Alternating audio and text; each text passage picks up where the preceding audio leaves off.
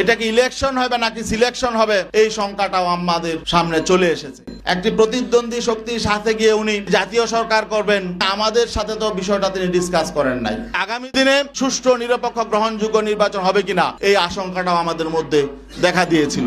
জামাতে ইসলামের সম্মানিত আমির ডাক্তার শফিকুর রহমান, তিনি বিএনপি প্রধান জনাব তারেক রহমানের সাথে সাক্ষাৎ শেষে তিনি স্পষ্ট করে বলেছেন নির্বাচন পরবর্তী বিএনপির সঙ্গে জাতীয় সরকার গঠন করবেন এবং বেগম খালেদা জিয়া যে ঐক্যের পাঠাতন তৈরি করে গেছেন সেই ঐক্যের পাঠাতনে দাঁড়িয়ে আগামী দিনে রাষ্ট্র পরিচালনা করবেন। এখন আমাদের প্রশ্ন হলো, এই যে তিনি একটি অ্যালায়েন্সে আছেন, একটি সমঝোতায় আছেন, এটা একটি মৌলিক প্রশ্ন, আগামীতে জাতীয় সরকার হবে নাকি কোন সরকার হবে, এটা একটা মৌলিক প্রশ্ন।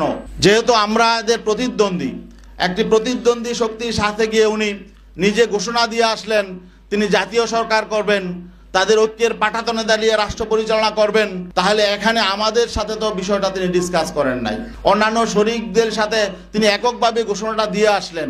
এখন আমাদের শঙ্কা হলো, এখানে নির্বাচনের আগে যেহেতু একটা সমঝোতা সমন্বয় প্রতিদ্বন্দ্বী দলের সাথে হয়ে যাচ্ছে, তাহলে নির্বাচনটা আসলে পাতানো নির্বাচন হবে কিনা, এটা কি ইলেকশন হবে নাকি সিলেকশন হবে, এই শঙ্কাটাও আমাদের সামনে চলে এসেছে।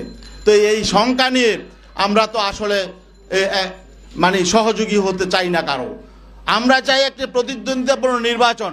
বাংলাদেশে স্বাধীনতা পরবর্তী যে নির্বাচনী যে কলঙ্ক হয়েছে সেই কলঙ্ক থেকে আমরা বেরিয়ে আসতে চাই। আর আমরা এমন সমঝোতার নির্বাচন, নিজেদের মধ্যে ভাগাভাগির নির্বাচন এবং সিলেকশনের নির্বাচন, এটা আমরা চাই নাই, মানুষ এটা চায় না, কিন্তু আমরা সেই আশঙ্কা করছি। সেই আশঙ্কা থেকেও আমরা শঙ্কিত যে আগামী দিনে আসলে সুষ্ঠু নিরপেক্ষ গ্রহণযোগ্য নির্বাচন হবে কিনা, নাকি আমাদের সাথে ঐক্য করে তলে তলে আবার ভিন্ন রকম কিছু হবে, এই আশঙ্কাটাও আমাদের মধ্যে দেখা দিয়েছিল। আসলে আমরা মনে করছি এগুলো জনগণের সামনে প্রকাশ করা দরকার। জনগণও বুঝতে পারছে, উপলব্ধি করছে। আমাদের কাছে বিভিন্ন দিক থেকে বিভিন্ন সংবাদ আসছে, বিভিন্ন রাষ্ট্রের সাথে বিভিন্ন পরিকল্পনা করা হচ্ছে, কি হচ্ছে এটাও আমরা জানি না। এখন বিশ্বস্ত এখানে সমঝোতা সমন্বয় হতে হলে, ঐক্য হতে হলে পারস্পরিক শ্রদ্ধা, বিশ্বাস, আস্থা লাগে। আমরা আস্থা, বিশ্বাস, শ্রদ্ধার জায়গা যখন ভেঙে যায় তখন তো আসলে সেখানে ঐক্য টিকে না।